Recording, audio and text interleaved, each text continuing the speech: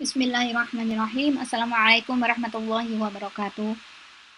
Bertemu kembali dalam channel Asana Amala pada program ngaji online session pada topik spesial kita Akademi Ramadan.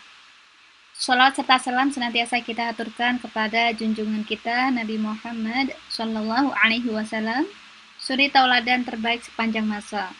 Juga keluarga, para sahabat serta generasi penerus yang melanjutkan risalah dakwah beliau hingga saat ini. Tak lupa pula doa terbaik terlantun untuk guru-guru kita yang telah menjadi jalan sampainya ilmu kepada kita semuanya. Semoga beliau-beliau senantiasa dilimpahkan hidayah, taufik, dan juga rahmat dari sisi Allah Subhanahu wa Ta'ala. Pada bagian yang ke-8 ini kita akan membahas seputar tentang i'tikaf dan juga malam yang spesial yaitu malam Lailatul Qadar.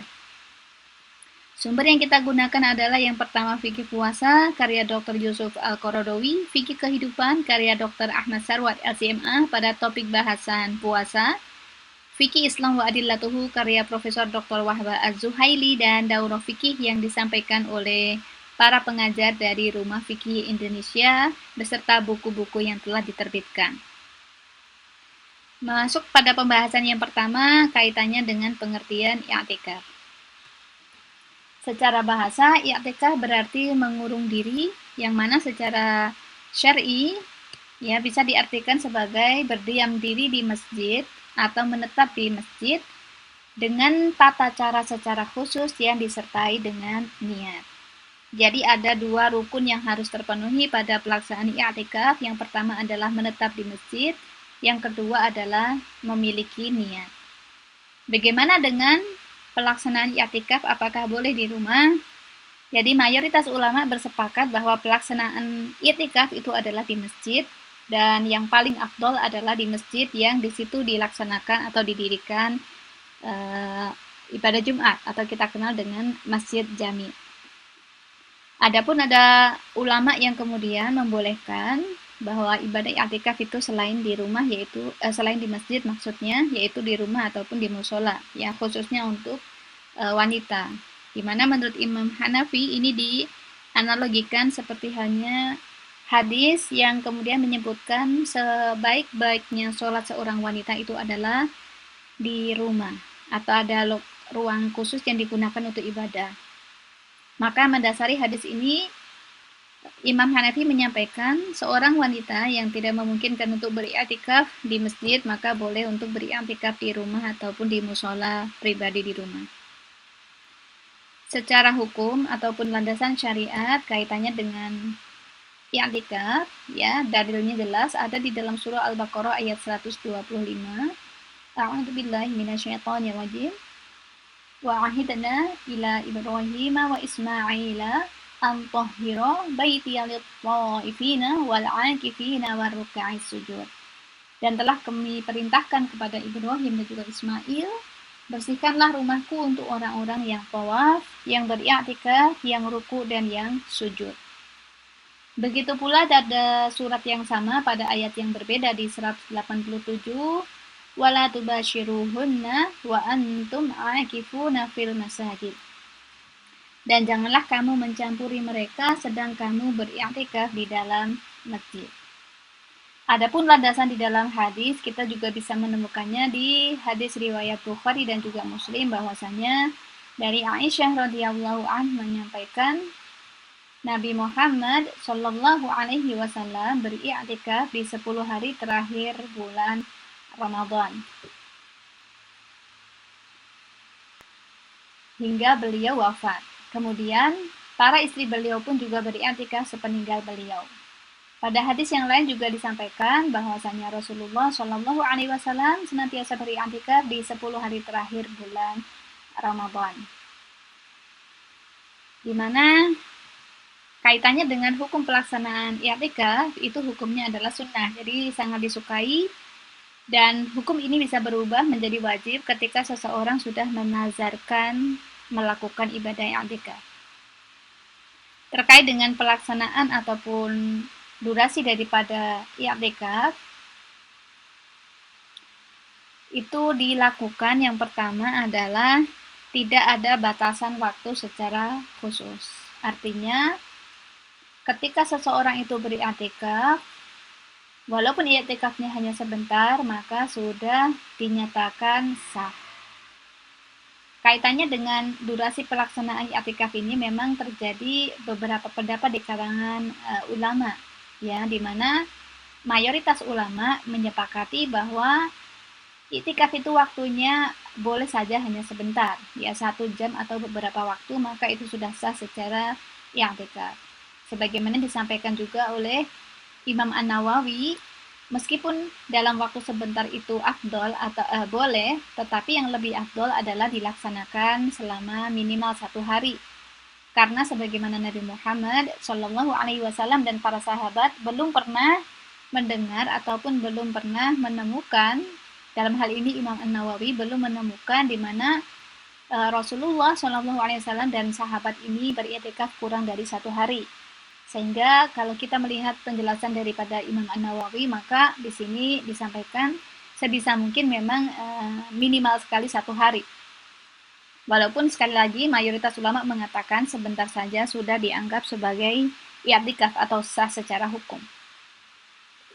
Sehingga ini menjadi satu pengingat buat kita, setiap kali kemudian kita menuju ke bala masjid, artinya beribadah entah itu tarawih atau kemudian sholat witir, ataupun ada beberapa hal yang mungkin masjid yang masih membolehkan untuk berjamaah, maka niatkanlah setiap kali beribadah ke masjid itu juga berniat untuk beriktikaf di masjid walaupun hanya sebentar. Karena sekali lagi bulan Ramadan itu adalah bulan yang sangat istimewa, di mana setiap amalan-amalan yang bahkan sifatnya sunnah itu bisa sebanding dengan amalan fardu pada bulan yang lain dari sisi kebaikannya. Adapun i'tikaf yang disarankan atau kemudian diutamakan adalah i'tikaf pada 10 hari terakhir bulan Ramadan. Ya, sebagaimana pada hadis riwayat Bukhari nomor 2041 bahwasanya Rasulullah Shallallahu Alaihi Wasallam biasa beriktikaf pada bulan Ramadan. Apabila beliau selesai dari sholat subuh, beliau masuk ke dalam tempat khusus yang beliau gunakan untuk beriktikaf. Yahya bin Sa'id berkata, kemudian Aisyah radhiyallahu an meminta izin kepada beliau untuk bisa beriktikaf bersama, sehingga beliau pun juga mengizinkan. Maka pada hadis ini jelas i'tikaf itu tidak hanya untuk ikhwan, tidak hanya laki-laki, tetapi seorang perempuan ataupun muslimah pun juga diperbolehkan beriktikaf, tentunya dengan izin dari suami.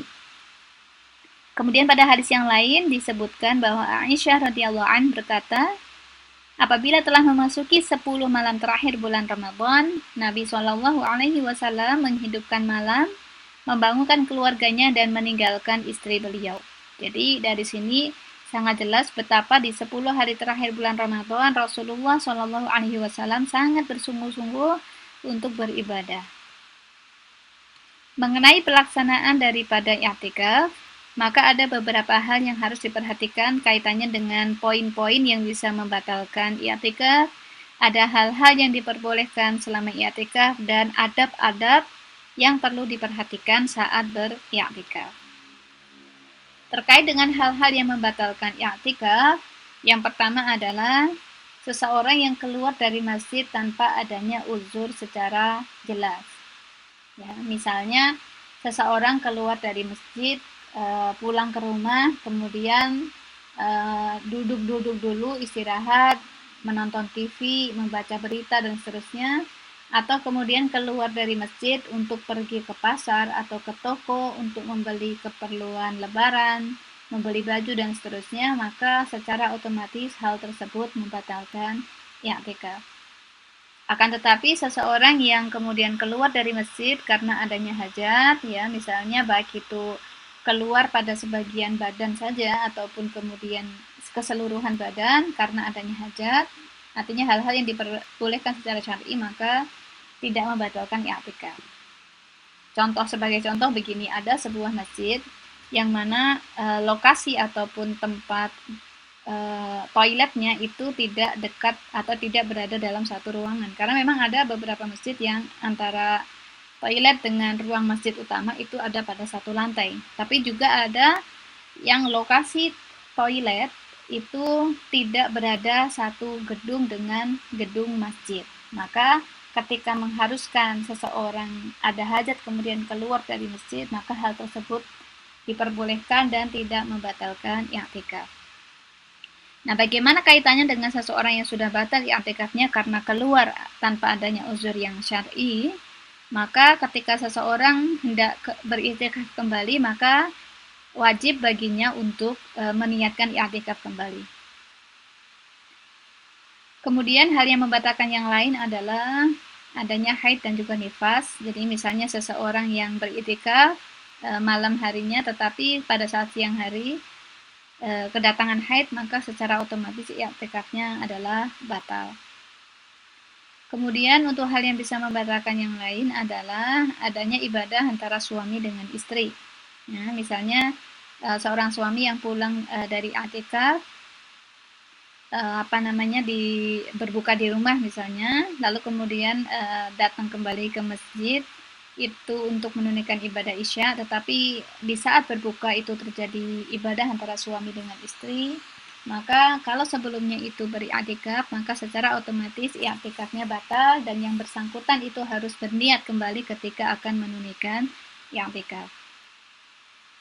Adapun hal-hal yang dibolehkan selama i'tikaf itu yang pertama adalah tadi keluar dari masjid karena adanya uzur, entah itu membeli makan ataupun kemudian untuk bebersih diri, maka itu diperbolehkan. Kemudian makan dan minum, ya, sebagaimana pada hadis riwayat Bukhari dan juga Muslim dari Aisyah radhiyallahu an, bahwasanya Nabi Muhammad Shallallahu alaihi wasallam itu tidak masuk ke dalam rumah kecuali karena ada hajat dan beliau saat itu sedang beriktikaf. Jadi pulang ataupun ke rumah itu karena ada hajat itu diperbolehkan. Kemudian melakukan makan minum sudah tadi ya, kemudian tidur. Jadi seseorang yang tidur saat beriktikaf itu juga bernilai ibadah. Tetapi kita harus berhati-hati bahwa tentu adab dan etika pada tidur di masjid itu harus diperhatikan. Karena niat pertama adalah beriktikaf adalah untuk beribadah, maka sebisa mungkin tidur memang sesuai dengan kebutuhan. Jadi jangan sampai malamnya itu kemudian sibuk atau penuh dengan aktivitas ibadah, tetapi siang harinya itu penuh dengan tidur. Bahkan na'udzubillah min dzalik, ya, karena terlalu lama tidur, terlewat waktu sholat berjamaah. Tentu ini bukan hal yang baik. Sehingga perlu diperhatikan proporsi antara tidur dengan ibadah.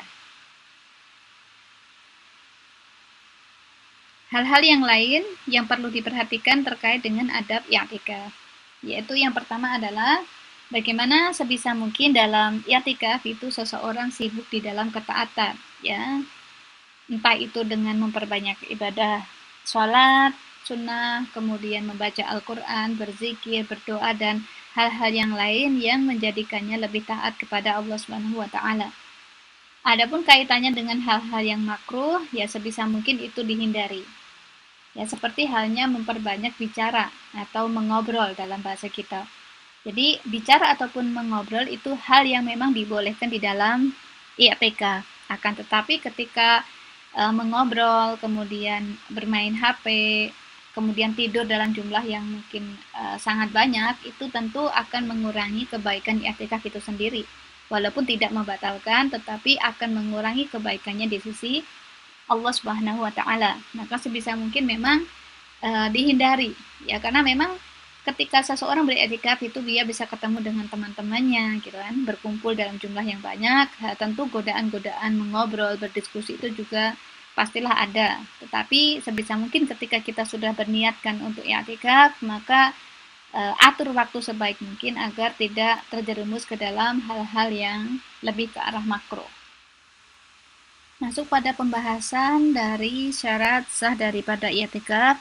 Yang pertama adalah seseorang beragama Islam, kemudian berakal, tamyiz. Jadi tamyiz ini adalah seorang anak yang sudah bisa membedakan hal yang baik, hal yang buruk. Kemudian juga disertai dengan niat. Jadi ketika seseorang itu niatnya batal karena melakukan hal-hal yang membatalkan i'tikaf, maka ketika yang bersangkutan itu akan i'tikaf lagi, maka diwajibkan untuk kemudian meniatkan kembali i'tikaf. Seseorang yang suci kemudian memenuhi waktu untuk beriktikaf, di mana tadi disampaikan memang tidak ada batasan secara spesifik untuk pelaksanaan iktikaf, tetapi lebih disukai minimal itu adalah 1 hari berdasarkan Imam An-Nawawi. Kemudian i'tikaf sangat disukai atau lebih dianjurkan saat dilakukan pada saat puasa, ya misalnya pada bulan Ramadan. Dan syarat sahnya adalah i'tikaf dilakukan di masjid. Kalaupun tadi sudah disampaikan kaitannya dengan bagaimana apakah seorang wanita itu kemudian tidak bisa beriktikaf kalau kemudian tidak di masjid, maka para ulama ini menyampaikan, memang secara mayoritas itu menyepakati bahwa yang dimaksud dengan i'tikaf itu adalah dilaksanakan di masjid.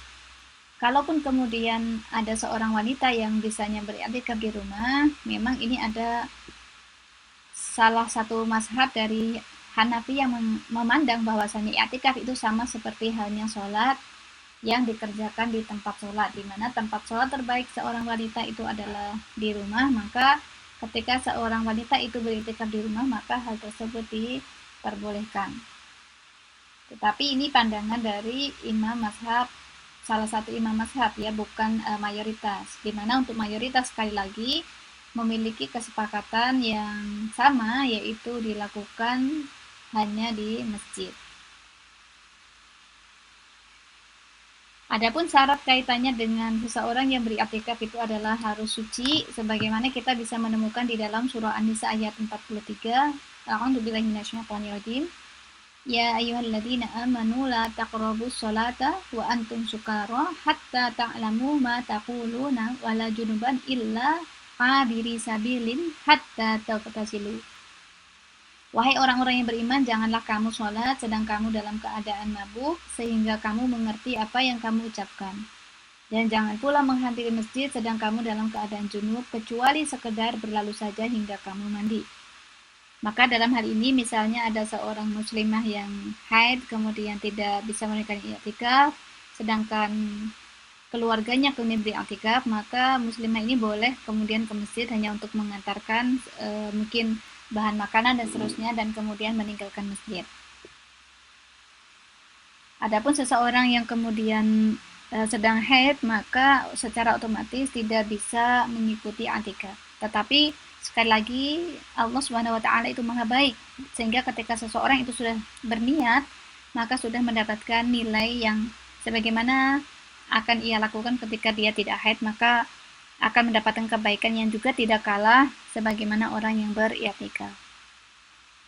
Begitu juga dalam hadis riwayat Abu Dawud dari Aisyah radhiyallahu an berkata bahwa Rasulullah shallallahu alaihi wasallam bersabda, "Tidak kuhalalkan masjid bagi kalian yang sedang haid dan junub." Adapun hal-hal yang diperbolehkan tadi sudah kita bahas terkait dengan keluar dari masjid itu dengan syarat ataupun ketentuan. Ya, dan hal yang juga diperbolehkan seperti tidur, makan ataupun mandi, dan juga menikah. Jadi ketika seseorang misalnya sedang beriktikaf, kemudian di dalam proses iktikaf itu beliau menikah atau melakukan akad, itu pun juga diperbolehkan dan tidak membatalkan. Bagaimana kaitannya dengan seseorang yang tidak bisa beriktikaf? Ya, seperti sekarang dengan adanya masa pandemi and COVID-19, maka beberapa masjid atau bahkan banyak masjid yang kemudian ditutup untuk melakukan ibadah. Sehingga bagaimana ketika ingin beriktikaf dan tidak bisa beriktikaf, maka disinilah kita lihat betapa kebaikan Allah Subhanahu wa taala itu sangat besar. Bagi seseorang yang sudah berniat, maka Allah Subhanahu wa taala sudah mencatatnya. Bahkan bagi orang yang sudah terbiasa, ya artinya orang yang setiap tahunnya itu sudah rutin melakukan i'tikaf, ketika ada satu hal yang kemudian menghalangi beliau beriktikaf, maka ketika memang niat itu sudah ada dan merupakan sebuah kebiasaan yang senantiasa dilakukan, maka sangat mungkin di sisi Allah Subhanahu wa taala hamba tersebut mendapatkan pahala sebagaimana dia beriktikaf. Sehingga menjadi penting, khusus sekarang kita belum masuk Ramadan, maka niatkan semoga bisa beriktikaf. Kalaupun masjid belum memungkinkan beriktikaf dengan jumlah yang banyak, ketika memang memungkinkan masjid untuk bisa diakses sendiri, ya misalnya rumahnya dekat dengan masjid, ya dan kita boleh minta izin takmir atau mungkin bahkan kita takmirnya sendiri, maka kita bisa menunaikan i'tikaf secara mandiri. Dan tentunya tetap memperhatikan jangan sampai keberadaan kita itu menjadi hal yang bisa menyebabkan, ya, misalnya karena virus corona ini kan bisa menempel pada beberapa tempat, ya, entah itu lantai, pintu, dan seterusnya, maka pastikan diri kita tidak menjadi penyebab yang bisa menghadirkan kemudaratan. Kemudian i'tikaf secara minimal, jadi tetap berupayalah i'tikaf sebisa mungkin walaupun dari hari yang paling minimal. Ya, misalnya karena di masjid tidak bisa lama atau tidak diperkenankan lama, misalnya walaupun hanya 2-3 jam, maka niatkanlah itu untuk beriktikaf. Semoga Allah Subhanahu wa taala yang Maha mengetahui sangat memaklumi, ya, dengan kondisi yang ada pada kita selama kita sudah berikhtiar dengan maksimal. Dan yang satu yang perlu kita sampaikan, sebenarnya kaitannya dengan i'tikaf memang afdolnya, ya, mayoritas ulama menyepakati dilakukan di masjid. Tetapi bukan pada sisi tempatnya saja yang perlu kita perhatikan, tetapi lebih pada apa aktivitas yang dilakukan di 10 hari terakhir Ramadan. Karena bisa saja seseorang itu beriktikaf di dalam masjid di 10 hari terakhir Ramadan, tetapi ternyata di sana lebih banyak hal-hal makruh yang dilakukan. Jadi mungkin tilawahnya sedikit karena lebih asik ngobrol dengan temannya, atau lebih banyak makan, dan aktivitas lain yang justru menjauhkan dia ataupun kemudian meninggalkan hal-hal yang seharusnya diperbanyak seperti zikir dan juga doa.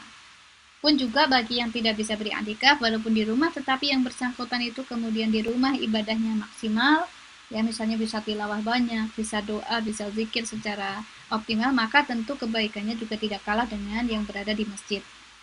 Jadi pada prinsipnya adalah lebih pada apa aktivitas yang kita lakukan di saat beriktikaf itu menjadi poin yang penting yang perlu diperhatikan. Baik itu iktikaf yang bisa dilakukan di masjid, ataupun kalau kondisinya tidak bisa di masjid saat di rumah, maka perhatikan dengan betul sebaik-baiknya apa yang dilakukan agar bisa beribadah secara maksimal, khususnya di 10 hari terakhir Ramadan.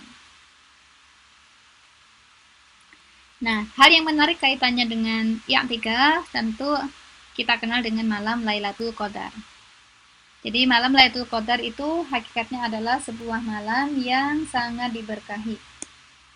Ya, malam yang mana di dalamnya itu banyak sekali kebaikan. Dimana secara hakikat malam Ramadan, malam Lailatul Qadar itu adalah malam yang diturunkan di dalamnya Al-Quran. Sehingga barang sesuatu yang itu ditempeli dengan Al-Quran pasti menjadi mulia. Ya, sebagaimana bulan Ramadan di mana bulan itu turun Al-Quran, maka bulan itu menjadi mulia.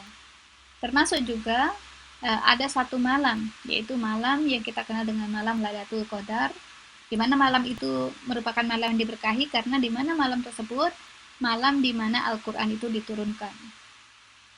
Sebagaimana di beberapa ayat Al-Quran dikemukakan bahwasanya di dalam surah Al-Baqarah ayat 185, Syahrul Ramadan alladzi unzila fihil Qur'an. Jadi pada bulan Ramadan itu diturunkan Al-Quran, tepatnya pada malam Lailatul Qadar yang dikuatkan dengan surah Al-Qadar ayat 1, Inna anzalnahu fi Lailatul Qadar. Jadi sangat jelas di sini kenapa malam itu diberkahi, karena malam tersebut adalah malam turunnya Al-Quran. Diberkati di mana itu dikuatkan pada surah yang lain, yaitu di surah Ad-Dukhan ayat 3, Inna anzalnahu fi Lailatin Mubarakah. Jadi malam yang di dalamnya diberkahi. Jadi makna berkah itu adalah ziyadatul khair. Jadi kebaikannya bertambah-tambah atau banyak sekali kebaikan pada malam tersebut. Nah, pertanyaannya adalah apakah Lailatul Qadar itu hanya diperoleh bagi orang yang beriktikaf di masjid? Jawabannya adalah malam Lailatul Qadar itu bisa didapatkan oleh siapa saja. Ya, artinya semuanya baik yang berada di masjid ataupun berada di rumah itu pasti dapat malam Lailatul Qadar.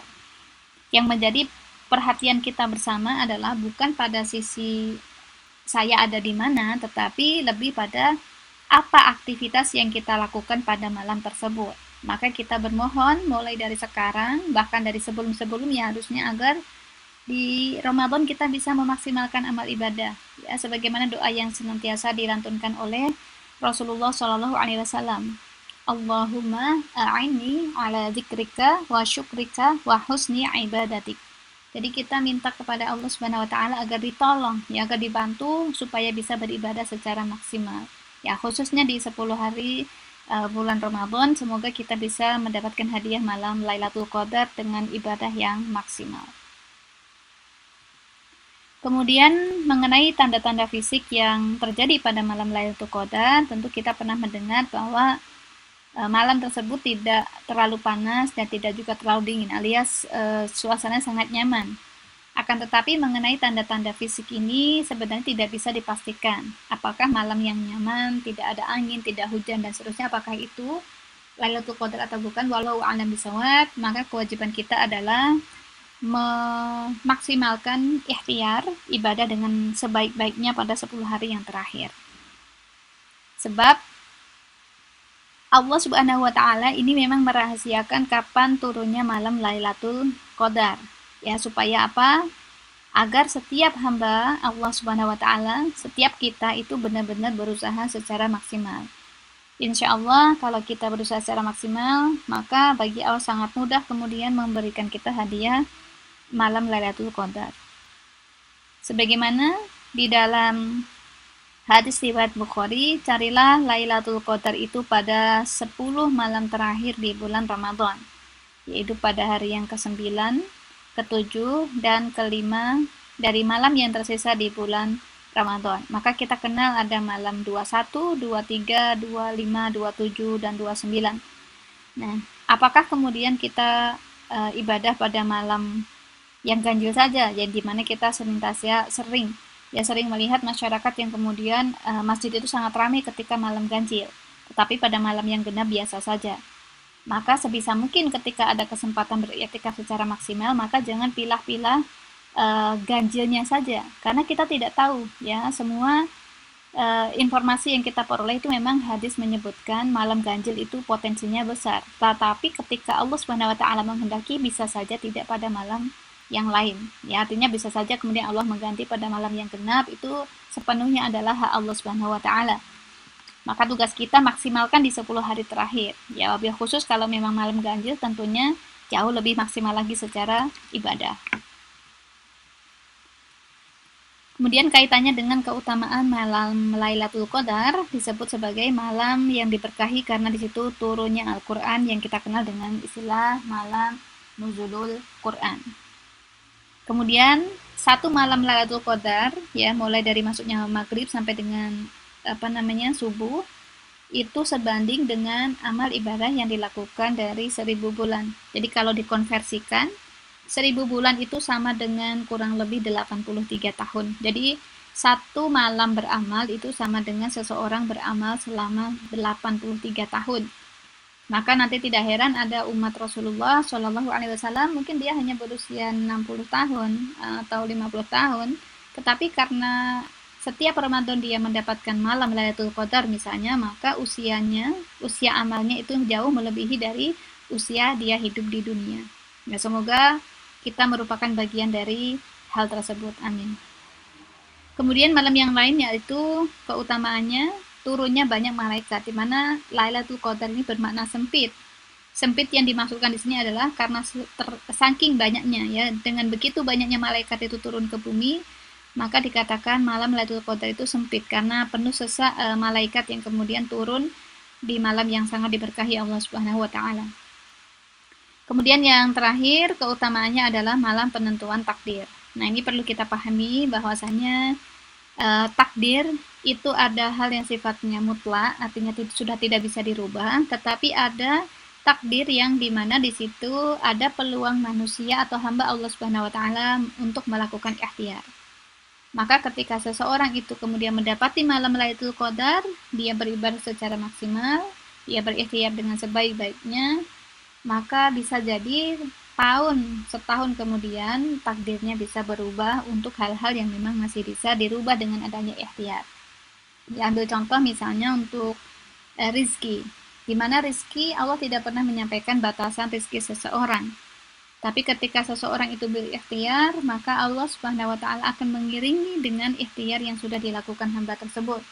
Nah, khususnya ketika malam Lailatul Qadar sang hamba itu juga beribadah secara maksimal, dia memohon dengan permohonan yang sangat baik, maka sangat mungkin di tahun kemudian, di tahun setelah Ramadan itu berlalu, maka dia akan berubah secara total kaitannya dengan masalah rezeki. Wallahu a'lam bishawab. Yang terpenting di sini adalah kita maksimalkan ibadah kita di malam Lailatul Qadar ketika memang Allah menghadiahi kita semuanya malam tersebut. Adapun amalan-amalan apa saja yang bisa dilakukan, nah secara khusus memang tidak ada amalan yang sifatnya misalnya sholat khusus ya, misalnya sholat apa yang panjangnya berapa, lamanya berapa, itu memang tidak ada. Tetapi kaitannya dengan doa yang dipanjatkan itu memang ada ya. Sebagaimana Rasulullah Shallallahu Alaihi Wasallam itu juga senantiasa memanjatkan doa tersebut. Ya, sebagaimana Bismillahirrahmanirrahim, Allahumma innaka afuwun tuhibbul afwa fa'fu anni. Jadi itu adalah doa yang senantiasa diperbanyak untuk dipanjatkan saat masuk malam Lailatul Qadar. Jadi kalaupun kita tidak tahu malamnya kapan, maka ikhtiar yang kita lakukan, jangan tinggalkan doa-doa ini untuk senantiasa kita lantunkan. Allahumma innaka afuwun karim tuhibbul afwa fa'fu anni. Nah, itu adalah doa yang dicontohkan. Diperbanyak dibaca, wabil khusus kalau bertepatan dengan malam Lailatul Qadar. Adapun i'tikaf minimal yang dilakukan agar bisa mendapatkan Lailatul Qadar, yang pertama adalah kita sholat Isya, kemudian tarawih berjamaah, dan ditutup dengan subuh berjamaah. Itu minimal yang bisa dilakukan untuk memaksimalkan ibadah di 10 hari terakhir. Kalau bisa kemudian full selama 10 hari, itu adalah sebuah kebaikan yang luar biasa. Nah, mungkin pertanyaannya adalah apakah kemudian harus begadang ya, atau artinya terjaga sepanjang malam di malam Lailatul Qadar ya, ataupun di 10 hari terakhir Ramadan. Memang banyak yang menghidupkan malam dengan ibadah, tetapi di sini perlu juga dilihat sebagaimana hadis yang diriwayatkan Muslim ya, di nomor 1049, barang siapa yang sholat Isya berjamaah, maka ia sama seperti orang yang menghidupkan setengah malamnya. Dan barang siapa seseorang yang sholat subuh secara berjamaah, dia sama seperti halnya orang yang menghidupkan seluruh malamnya. Maka dari hadis riwayat Muslim ini sangat jelas ya, artinya tidak harus selama semalam suntuk begadang tidak tidur diisi dengan ibadah. Sebagaimana juga dikutip di dalam hadis yang lain, cukup menggunakan sebagian malam saja ya untuk bisa mendapatkan keutamaan malam Lailatul Qadar. Ya seperti yang disampaikan di sini ya, minimal itu ibadah Isya, tarawih ditutup dengan berjamaah, itu amal yang paling minimal. Nah, tentunya ketika diminta memilih mana yang kemudian sebaiknya kita pilih, apakah kemudian banyak terjaga di saat malam ataukah secukupnya saja, tentu masing-masing harus memilah sesuai dengan kemampuan masing-masing. Memang dalam hal ini terdapat perbedaan di kalangan ulama. Maka yang harus kita lakukan adalah ya bagaimana kita menjaga diri kita, mempersiapkan fisik sebaik mungkin agar benar-benar bisa menghidupkan malam. Kalaupun tidak bisa full secara penuh menghidupkan malam, maka pastikan bahwasanya malam-malam tersebut berisi dengan ibadah. Jangan sampai malam itu tersibukkan dengan lebih banyak tidur, karena tentunya nilainya di sisi Allah Subhanahu wa taala akan berbeda antara orang yang disibukkan dengan ibadah pada saat malam dengan seseorang yang tersibukkan tidur di waktu malam di bulan Ramadan, khususnya bagi yang menjalankan ibadah i'tikaf. Semoga bermanfaat dan sampai bertemu pada pembahasan video yang lainnya. Wassalamualaikum warahmatullahi wabarakatuh.